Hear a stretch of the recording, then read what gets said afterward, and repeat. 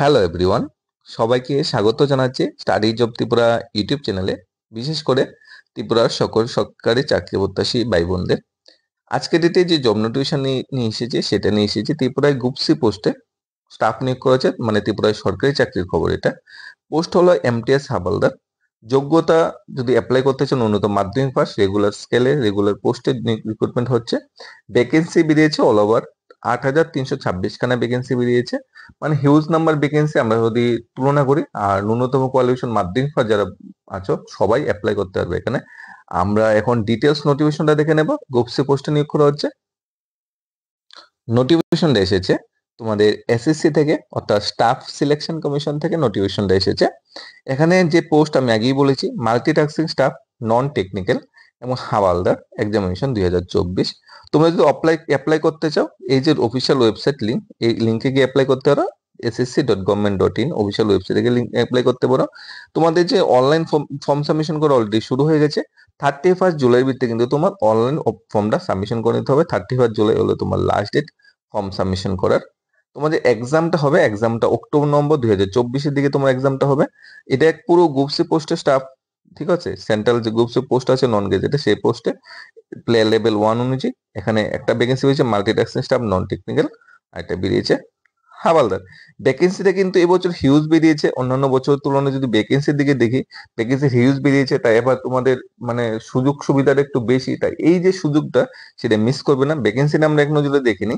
MTS যে tentative vacancy বেরিয়েছে 4887 MTS, এবং havaldar in CBIC and CBN যে ভ্যাকেন্সি বেরিয়েছে সেটা বেরিয়েছে 3439, অর্থাৎ 8,326 খানা আমাদের স্টাফ নিয়োগ করা হচ্ছে সরকারি দপ্তরে এসএসসির আন্ডারে।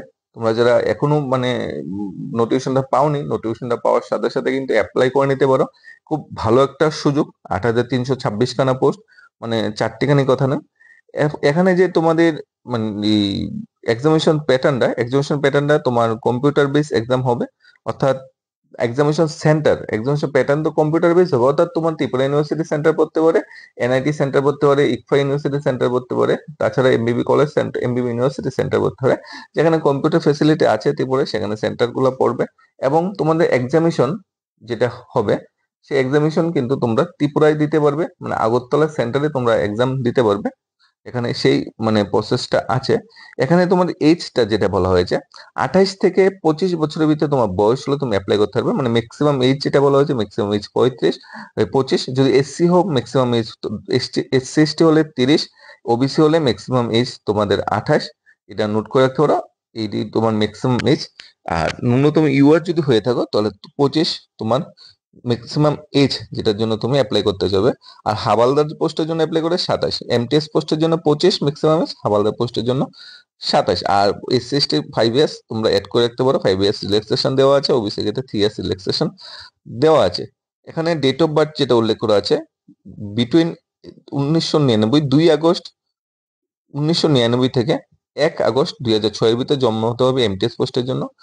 আর হাবালদার পোস্টের জন্য 2 আগস্ট 1997 থেকে 1 আগস্ট 2006 এর ভিতরে তোমার জন্ম হতে হবে। অর্থাৎ 1 আগস্ট 2024-কে তোমার মানে এজের যে ক্রাইটেরিয়া, সেটার ডেটটা রাখা হয়েছে, ওই পার্টিকুলার ডেটটা এই তোমাদের এজটা ক্যালকুলেশন করা হচ্ছে। এখানে তোমরা অ্যাপ্লাই করার যে লাস্ট ডেট অবশ্যই বলে দেওয়া হয়েছে 31/7 ভিতরে তোমার লাস্ট ডেট। 31/7/2024 তোমার অ্যাপ্লিকেশনের লাস্ট ডেট। এখন যে অন্যান্য ক্রাইটেরিয়া গুলা, এক্সামে প্যাটার্ন কিংবা এডুকেশন কোয়ালিফিকেশন, যে ক্রাইটেরিয়া গুলো আমরা দেখিনি। সবচেয়ে প্রথম দেখে নিচ্ছি এসেনশিয়াল এডুকেশন কোয়ালিফিকেশন কি চাওয়া হয়েছে 1/8/2019।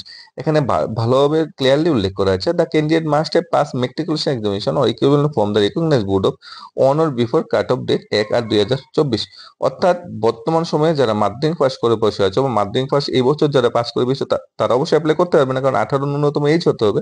অর্থাৎ যদি মাধ্যমিক পাস আর ন্যূনতম এজ তোমার 18, তাহলে কিন্তু তোমরা অনায়াসেই এই পোস্টগুলোর জন্য কিন্তু অ্যাপ্লাই করতে পারো।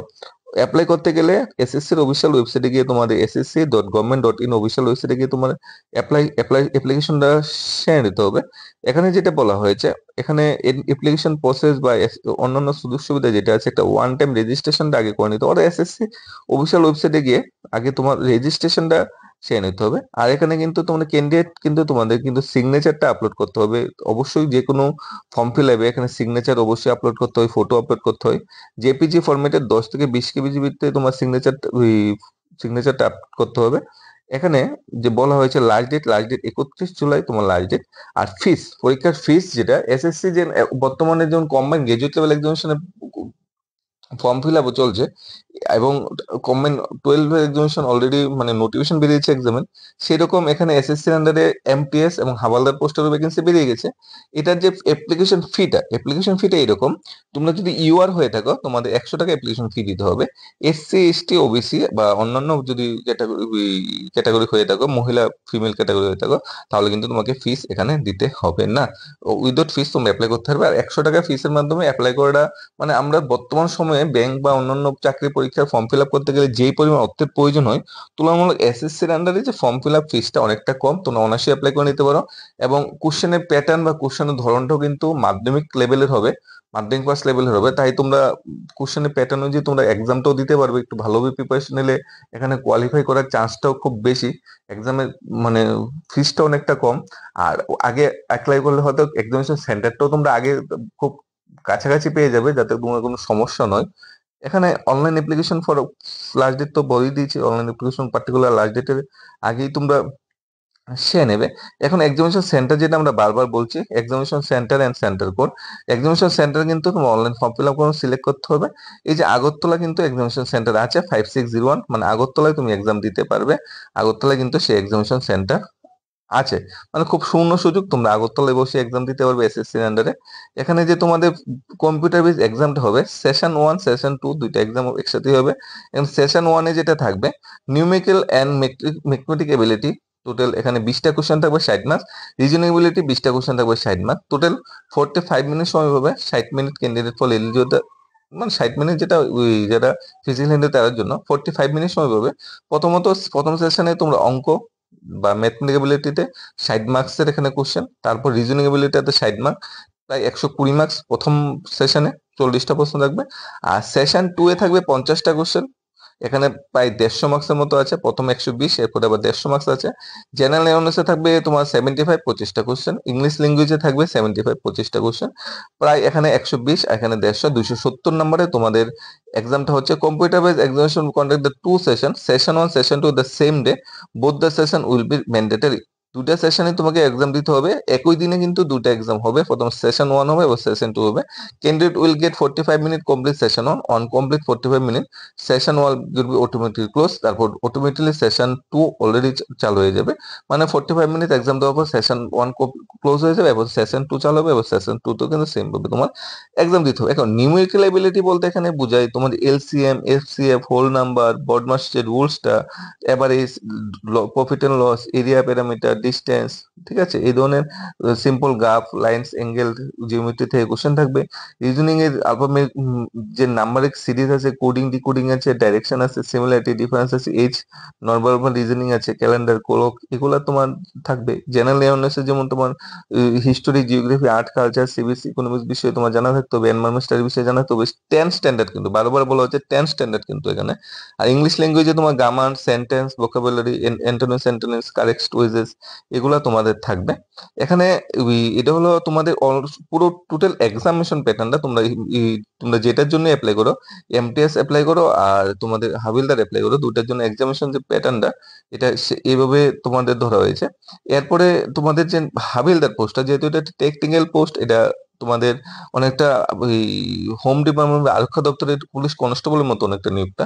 তাই এটার জন্য তোমার অবশ্যই ফিজিক্যাল স্ট্যান্ডার্ডটা লাগবে। তোমরা যদি এই হাবিলদার পোস্টের জন্য অ্যাপ্লাই করো, হাবিলদার পোস্টও কিন্তু হিউজ সংখ্যক ভ্যাকেন্সি বেরিয়েছে। 1600 মিটার 15 মিনিটে হাঁটতে হবে 1 কিমি। আর ফিমেলদের জন্য 1 কিমি হাঁটতে হবে 20 মিনিটে। 1600 মিটার 15 কিমি হাঁটতে হবে, আর ফিমেলদের জন্য 1 কিমি হাঁটতে হবে 20 মিনিটে। এখানে আর তোমাদের হাইটটা যেটা, মেলদের হাইট 157.5 সেমি হতে হবে হাইট, আর চেস্ট হতে হবে 51। আর তোমরা রিল্যাক্সেবল যখন হবে তখন 5 সেমি in the case Assamese, Gorkhas and member of scheduled type. আর চেস্টও সেম। আর ফিমেলদের ক্ষেত্রে হাইট হতে হবে 152 সেমি, ওয়েট হতে হবে মিনিমাম 48 কেজি তোমাদের ওয়েট হতে হবে যদি ফিমেল ক্যান্ডিডেট তোমরা হয়ে থাকো। এখানে যারা ফিজিক্যাল হ্যান্ডিক্যাপ আছে তাদের জন্য বেশ কিছু সুযোগ সুবিধা এখানে দেওয়া হয়েছে। এখানে তোমাদের যদি addition to admission certificate the mandatory কেট অ্যাটলিস্ট পাসপোর্ট সাইজ কালার। এখানে দেখো তোমরা যখন ফর্ম ফিল আপ করবে বা এক্সাম দিতে যাবে, এখানে দুইটা, যে কোনো দুইটা কিন্তু এখানে ডকুমেন্ট অবশ্যই লাগবে। হয়তো আধার কার্ড বা আই কার্ড বা ড্রাইভিং লাইসেন্স বা প্যান কার্ড, পাসপোর্ট, অবশ্যই তোমার আধার কার্ড আই কার্ড দুইটা জিনিস তোমার মধ্যে থাকেই, বা অথবা প্যান কার্ড বা ড্রাইভিং লাইসেন্স বা পাসপোর্ট যেটা আছে সেটা অবশ্যই তোমরা সেগুলো দিয়ে ডকুমেন্ট দিয়ে অ্যাপ্লাই করতে পারবে। Document verification will be conducted by the user department organisation after declaration the final result. Document verification গুলো একদম ফাইনাল রেজাল্ট ডিক্লেয়ার করার পরই তোমাদের চাওয়া হবে এবং মানে অ্যাপ্লাই করে। আর বারবার বলছি এক্সামিনেশন সেন্টার কিন্তু আগরতলা 5601 দিতে ভুলবে না কিন্তু। এখানে দেখো তোমাদের কোয়ালিফাইং যে মার্কসটা, সেশন 1 সেশন 2 দুইটাই কোয়ালিফাইং মার্কস, মানে কত মার্কস পেলে তুমি কোয়ালিফাই করতে পারবে। ইওয়ার জন্য মিনিমাম 30% মার্কস পেতে হবে। ওবিসি বা তোমাদের এক্স সার্ভিসম্যান ওবিসি যেটা বলতে পারো 25 মার্কস পেতে হবে, আর বাকিদের জন্য 20%। অর্থাৎ তোমরা 100-তে 20 পেলে এসসি এসটি পাস করবে, আর ইউআররা 30 পেলে, আর ওবিসিরা 25 পেলে তোমরা পাস মার্ক, এটা হলো পাসিং মার্কস ধরা হয়েছে। অবশ্য নাম্বার অফ ক্যান্ডিডেটের উপর নির্ভর করছে। নাম্বার অফ ক্যান্ডিডেট যদি হিউজ নাম্বার হয়, এটা কোয়ালিফাইং মার্কস মানে কিন্তু পাস মার্ক নয়। পাস মার্কটা কিন্তু একটু বৃদ্ধি পেতে পারে, কাট অফটা কিন্তু একটু বৃদ্ধি পেতে পারে। তো ন্যূনতম এত পেলে তোমরা কোয়ালিফাই করবে এখানে এস পার ক্রাইটেরিয়া যেটা তোমাদের বলা আছে। তাহলে এক্সাম হচ্ছে, এক্সামে সিলেবাস আছে, সিলেবাস পড়াশোনা করতে হবে। রিজনিং আছে, ইংলিশ আছে, নিউমেরিক্যাল এবিলিটি আছে, 4টা পার্টে আছে, টোটাল 270 নম্বর এক্সাম হচ্ছে। সেইভাবে তোমার প্রিপারেশনটা সেরে নিতে হবে। আর এক্সাম যে তোমাদের কাট অফটা বা কোয়ালিফাই মার্কসটা কিরকম সেটাও আমরা আলোচনা করার চেষ্টা করেছি। লাস্ট ডেট 31 জুলাই, সেটাও আমরা তোমাদের বলে দিয়েছি। ন্যূনতম কোয়ালিফিকেশন মাধ্যমিক ফার্স্ট হলে অ্যাপ্লাই করতে হবে। Number of vacancy 8,326। তাহলে এই অপরচুনিটিটা কি মিস করা কি উচিত? এই ধরনের অপরচুনিটি কি আমরা মিস করব? অবশ্যই না। আমি বলবো এই ধরনের অপরচুনিটি কোনোভাবেই মিস করবে না, কারণ এক্সামিনেশন ফিটাও নাগালের বাইরে, নাগালের কাছে। তাছাড়া এসএসটি হলে ফিসও লাগবে না। তাছাড়া এক্সামিনেশন সেন্টারও আগরতলা। তাছাড়া ন্যূনতম কোয়ালিফিকেশন মাধ্যমিক পাস। এরপরে এক্সামিনেশন যে প্যাটার্ন, যে কোশ্চেন গুলো হবে, তা তোমাদের মাধ্যমিক লেভেলের কোশ্চেন হবে, 10 স্ট্যান্ডার্ড লেভেলের কোশ্চেন হবে, সেটাও উল্লেখ করা আছে। তাই তোমরা এই সুযোগটা মিস করবে না। আর যদি অনলাইন অ্যাপ্লাই করার সময় ওয়ান টাইম রেজিস্ট্রেশনটা পার্ট 1 আগে সেরে নিতে হবে। অনলাইন রেজিস্ট্রেশন করার জন্য যে ডকুমেন্ট গুলো লাগবে, মোবাইল নাম্বার লাগবে, ইমেল আইডি লাগবে, আধার নাম্বার লাগবে। আধার নাম্বার যদি অ্যাভেলেবল না থাকে, ভোটার আইডি, প্যান, পাসপোর্ট ইত্যাদি ডকুমেন্ট গুলো লাগবে। ইত্যাদি দিয়ে তুমি অনলাইন রেজিস্ট্রেশন সেরে নেবে। অনলাইন রেজিস্ট্রেশন করা শেষ করার পরে অবশ্যই personal details, password, additional detail, declaration এগুলো দিবে। তারপর অনলাইন রেজিস্ট্রেশন করার পর সেই রেজিস্ট্রেশনের মাধ্যমে তোমরা যে মেল না ফিমেল, 10 স্ট্যান্ডার্ড তোমার মার্কস কত ছিল, তার মধ্যে তোমাদের education qualification, maximum education qualification যেটা, মোবাইল নাম্বার, পার্টিকুলারলি সবগুলো এখানে প্রোভাইড করবে। ক্যাটাগরি, ন্যাশনালিটি যেটা থাকে স্টেপ বাই স্টেপ সবগুলি প্রোভাইড করবে। এখানে অফিসিয়াল ওয়েবসাইটের লিংক দিয়ে দেবো, যেখানে তোমার অনলাইন দেখো, এখানে ইউজার নেম, পাসওয়ার্ড দিয়ে অনলাইন রেজিস্ট্রেশনটা সেরে নেবে। অনলাইন অন টাইম রেজিস্ট্রেশনটা ফিল, পার্সোনাল ডিটেলস গুলো এখানে প্রোভাইড করবে। তারপর রেজিস্ট্রেশন স্টেজ করবে, log in with the time, one time password দিয়ে লগ ইন করবে। লগ ইন করে তোমার সমস্ত ডিটেলস গুলা, এডিশনাল ডিটেলস সবগুলা, এরপর তারপর ডিক্লারেশন দিয়ে তোমার রেজিস্ট্রেশন ডিটেলসটা প্রোভাইড করবে। এটা হলো তোমার অনলাইন রেজিস্ট্রেশনের ফার্স্ট পেজ। এরপরে তোমার ফর্ম ফিল আপ, এটা হলো অনলাইন রেজিস্ট্রেশনটা প্রথম করতে হবে, এরপরে তোমার ফর্ম ফিল আপ করতে হবে। Form fill up same online registration, password বা ডকুমেন্ট যেটা প্রোভাইড করছে সেদিক দিয়ে লাগবে। Personal details, educational details information 1-2 যদি থাকে, আপলোড ডকুমেন্ট গুলো তোমার আপলোড করতে হবে, ফটোগ্রাফ আপলোড করতে হবে, সিগনেচার আপলোড করতে হবে। তারপর ফর্ম প্রিভিউ দিয়ে ফর্মটা কোনো কারেকশনের ব্যাপার আছে কিনা সেটা দেখে নেবে। তারপরে ডিক্লারেশন দিয়ে 100 টাকা যে ফিস আছে সেটা জমা দিয়ে দেবে। তাহলে তোমার অনলাইন রেজিস্ট্রেশনটা কমপ্লিট হয়ে গেল। আমি বলবো অনলাইন রেজিস্ট্রেশনটা তোমরা পারলে এই কদিন, 1-2 দিন বা 3-4 দিনের ভিতরেই সেরে নিও এসএসসি অফিসিয়াল ওয়েবসাইটে গিয়ে। কারণ শেষের দিকে করলে কি অনেকটা মানে সার্ভার জাম হয়ে যায়, আর এক্সামিনেশন সেন্টার নিজের মন পছন্দ মতো পাবে না। কারণ সবাই ত্রিপুরা সবাই এক্সামিনেশন সেন্টার আগরতলা দেবে। I think huge number candidate কিন্তু ত্রিপুরা থেকে অ্যাপ্লাই করবে, কারণ এই ধরনের ভ্যাকেন্সি গুলো কিন্তু মানে সচরাচর বেরোয় না। আর গত বছর যেখানে 1400-1500 মধ্যে ভ্যাকেন্সি বেরিয়েছিল, এবছর 8,000 প্লাস ভ্যাকেন্সি বেরিয়েছে।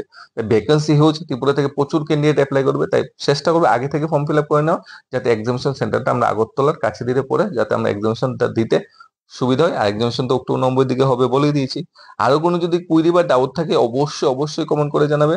ধন্যবাদ সবাইকে। Studies of Tripura YouTube channel.